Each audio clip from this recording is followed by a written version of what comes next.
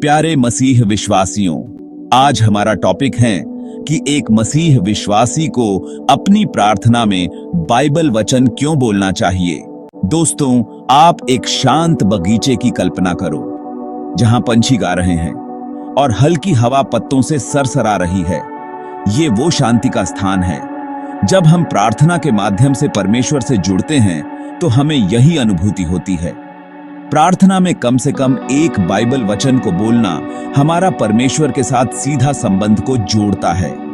यह परमात्मा से दिल की बातचीत है और किसी भी बातचीत की तरह यह अधिक सार्थक होती है जब हम वास्तव में एक दूसरे की भाषा समझते हैं।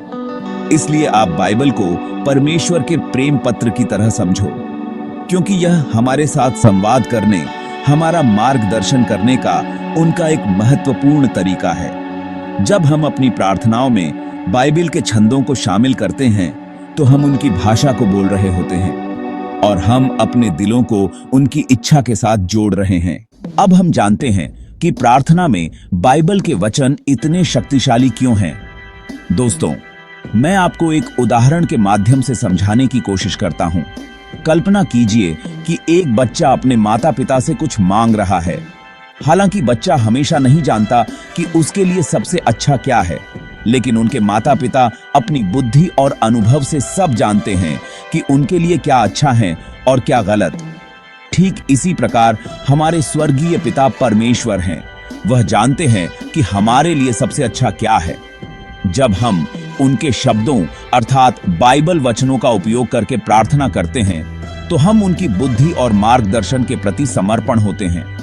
हम यह स्वीकार कर रहे होते हैं कि उनके तरीके हमारे तरीकों से कहीं उत्तम हैं।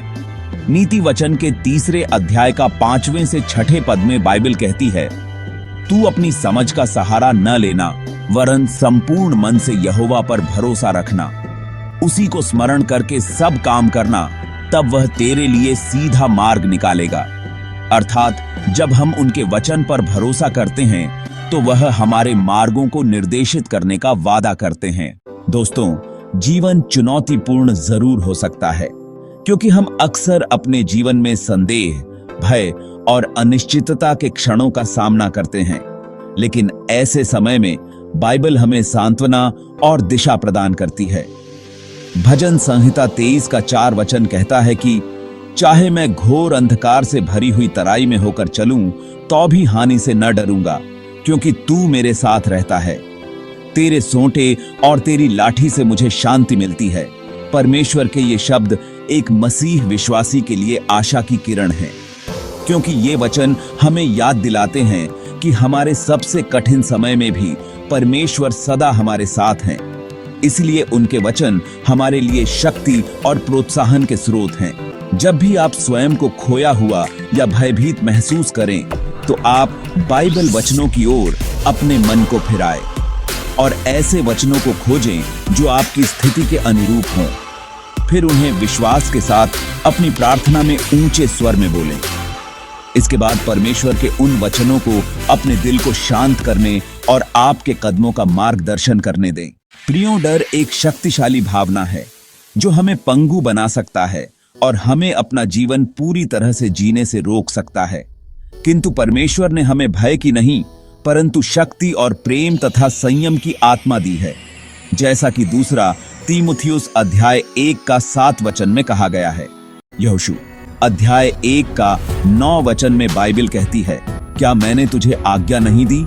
हियाव बांध और दृढ़ हो जा, डर मत और तेरा मन कच्चा न हो, क्योंकि जहां जहां तू जाएगा वहां वहां तेरा परमेश्वर यहोवा तेरे संग रहेगा। अर्थात ये वचन हमारे लिए एक शक्तिशाली अनुस्मारक हैं कि हम कभी अकेले नहीं हैं, क्योंकि जीवित परमेश्वर हमेशा हमारे साथ है। और फिर हम प्रार्थना में उनके वादों को बोलकर अपने विश्वास को मजबूत कर रहे होते हैं और अपने डर पर विजय प्राप्त कर रहे होते हैं। आइए अब बात करते हैं कि हम व्यावहारिक रूप से बाइबल के पदों को अपनी प्रार्थनाओं में कैसे शामिल कर सकते हैं। तो दोस्तों, यह बिल्कुल आसान है। क्या आप अपने जीवन में शांति की तलाश कर रहे हैं? यदि हाँ, तो अपनी प्रार्थना में बाइबल के फिलिप्पियों अध्याय 4 का 7 वचन को बोले।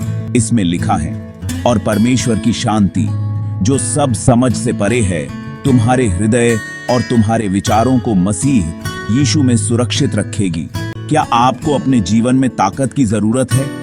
यदि हां, तो अपनी प्रार्थना में बाइबल के यशायाह अध्याय 40 का 31 वचन को बोले।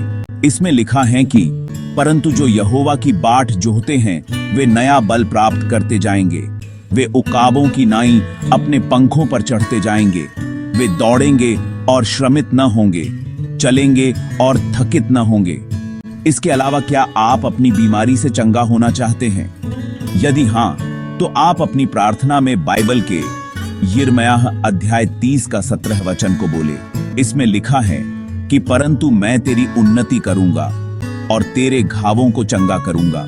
यहोवा की यह वाणी है। याद रखें, ये तो बस कुछ ही उदाहरण हैं, बल्कि इनके अतिरिक्त बाइबल ऐसे काफी महत्वपूर्ण वचनों से भरी पड़ी है जो हर कल्पनीय स्थिति को संबोधित करते हैं।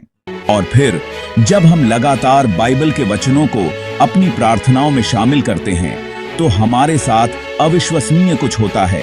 अर्थात हम अपने जीवन में एक गहरे परिवर्तन को अनुभव करना शुरू करते हैं, क्योंकि परमेश्वर के वचनों में हमारे विचारों, हमारे दृष्टिकोण और हमारे कार्यों को बदलने की भरपूर शक्ति है। बाइबल वचन हमें परमेश्वर के बेहद करीब लाते हैं और हमें अधिक शांतिपूर्ण जीवन जीने में मदद करते हैं। याद रखें, प्रार्थना खोखले शब्दों को दोहराने के बारे में नहीं है, बल्कि यह गहरे स्तर पर परमेश्वर से जुड़ने के बारे में है।